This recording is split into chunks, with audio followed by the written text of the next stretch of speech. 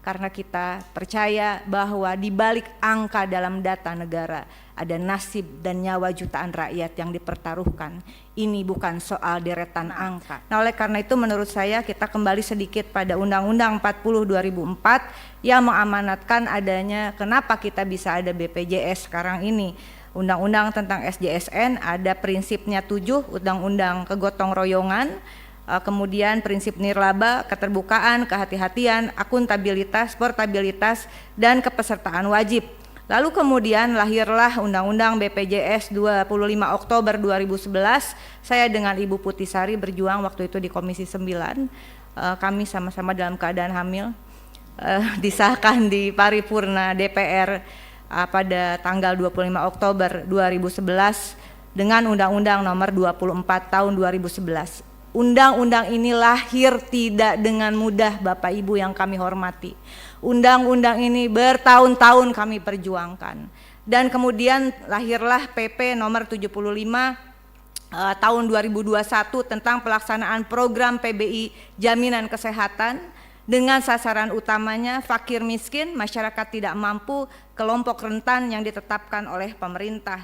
Dan saya teringat bahwa apa yang disampaikan oleh Presiden Prabowo pada saat pelantikan di paripurna DPR bahwa tidak menginginkan lagi adanya kebijakan yang tidak berbasis pada data faktual atau berbasis hanya pada data statistik yang terindikasi tidak sesuai dengan kebutuhan real dan kondisi real rakyat Indonesia. Bapak Ibu yang kami hormati, tadi dikatakan peserta PBI yang ditanggung oleh APBN 96,5 juta sekian begitu, dan kemudian tadi disampaikan oleh Pak Dolfi, pimpinan dari Komisi 11, sebetulnya ada 146 juta yang telah diputuskan penerima PBI dengan anggaran 58,9 triliun. Pertanyaan pertama saya adalah kenapa masih harus ada, tadi dari fraksi PKB mengatakan kenapa harus ada yang masih dibebankan pada APBD?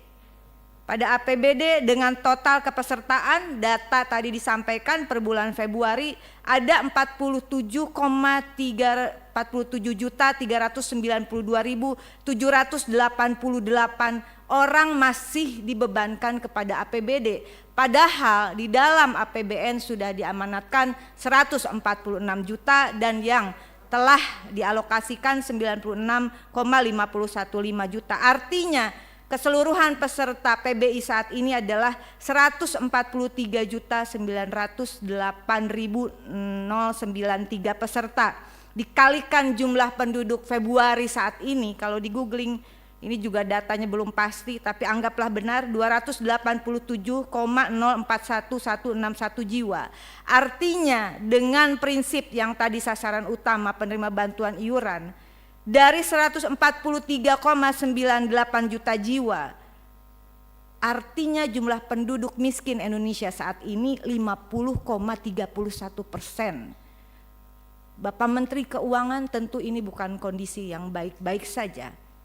Kalau dikalikan ya, apakah ini data yang faktual? Karena kalau 50,31%, saya mohon masukan dari senior-senior Komisi 11, dari semua yang hadir di sini, apa kategori negara kita jika 50,31% tidak mampu? Sehingga menurut saya ini juga sangat tidak baik.